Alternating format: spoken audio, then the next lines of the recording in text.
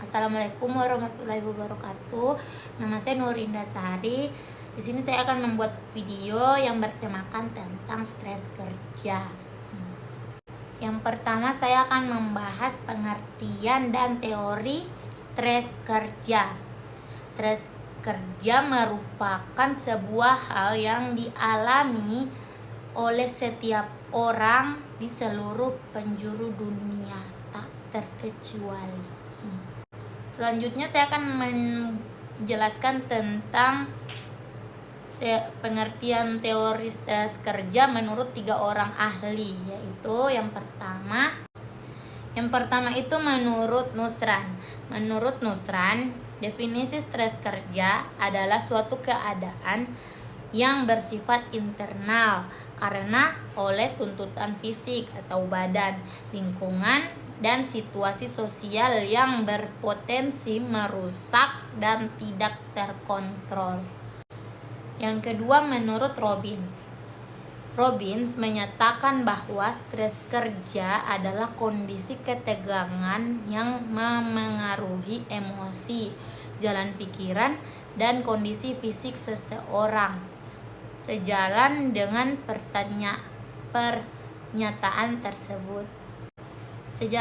pernyataan tersebut, Rifai juga mengatakan jika stres kerja menciptakan ketidakseimbangan antara fisik dan psikis yang berpengaruh pada emosi,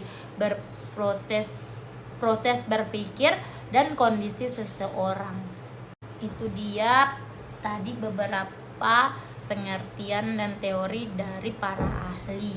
Jadi kesimpulannya bahwa stres kerja itu adalah suatu keadaan ketika seseorang mendapat tekanan atau ketegangan dalam bekerja, di antara lain seperti lingkungan tempat ia bekerja, teman-teman, dan bosnya.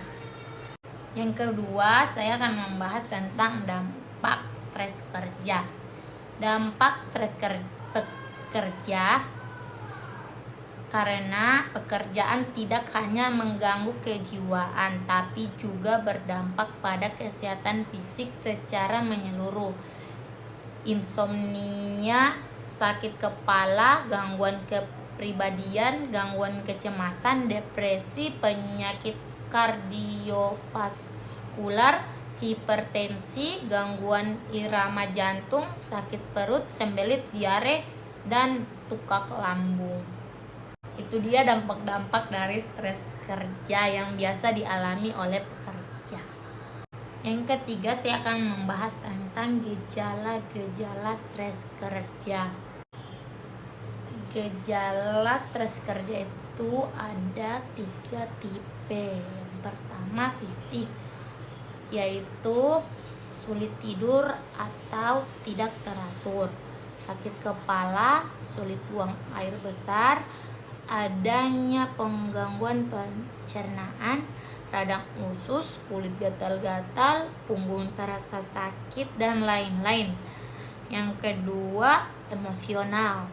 Emosional meliputi marah-marah, mudah tersinggung dan terlalu sensitif, gelisah dan cemas, suasana hati mudah berubah-ubah, sedih, mudah menangis, dan depresi, gugup, agresif, dan lain-lain.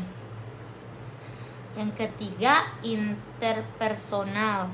Interpersonal yaitu acuh dan mendiamkan orang, kepercayaan pada orang lain menurun, mudah mengingkari janji pada orang lain, senang mencari kesalahan orang lain atau menyerang dengan kata-kata, menutupi diri secara berlebihan, mudah menyalahkan orang lain. Itu dia 3 gejala stres kerja. Yang keempat, saya akan membahas tentang upaya untuk mencegah stres kerja. Teman-teman, kita dapat mengupayakan itu dengan yang pertama, memulai hari dengan niat. Mulailah meluangkan beberapa menit setiap hari untuk berdoa dan meniatkan diri. Jadikan cara ini dalam setiap rutinitas harian kita. Sebelum bekerja, tetapkan niat yang tulus untuk bekerja dengan sepenuh hati, tekun, dan sungguh-sungguh. Itu dapat membuat kita jadi senang untuk pergi bekerja. Jika memungkinkan, catat dan buatlah perencanaan kerja yang ingin Anda lakukan. Jangan lupa untuk tersenyum kepada semua orang dan hindari pikiran negatif. Ini adalah kunci ampuh mengatasi stres kerja. Jadi teman-teman itu harus senyum sama orang-orang setiap pagi. Yang kedua, kalian bisa melakukan batasan kerja, yaitu memberi batasan terhadap pekerjaan yang kadang tidak mengenal waktu. Apalagi di era sekarang seperti saat ini, mudah saja bagi kita untuk merasa tertekan selama 24 jam per hari. Oleh karena itu, penting untuk tidak memeriksa email dari rumah di malam hari atau tidak menjawab telepon saat makan. Pokoknya saat kita tidak di tempat kerja, kita tidak usah membahas pekerjaan agar kita tidak stres. Jadi saat kita jalan-jalan, tidak usah memusingkan atau memikirkan pekerjaan kita yang berada di tempat kerja. Jadi saat jalan-jalan, makan, dan lain-lain, itu adalah waktu untuk liburan. Tidak boleh dipakai untuk memikirkan pekerjaan. Begitu teman-teman. Selanjutnya, bisa menggunakan waktu dengan efisien, menciptakan lingkungan kerja yang nyaman. Contohnya seperti kita memperhatikan tempat kerja kita, membuat nyaman dan membuatnya indah agar kita nyaman berada di tempat kerja. Selanjutnya, dukungan dari keluarga atau teman itu juga dapat membuat kita jadi mudah untuk melakukan pekerjaan. Dan yang terakhir, sharing dengan rekan kerja, buka obrolan setiap hari dan sering mendengarkan keluh kesah dan saring dengan rekan dapat menciptakan suasana yang kerja yang lebih positif. Jadi kita setiap hari itu harus saling bertukar cerita dengan sesama pekerja agar kita bisa tahu masalah-masalah yang kita hadapi di tempat kerja. Sekian teman-teman. Bila ada kurangnya mohon dimaafkan. Bila ada lebihnya tolong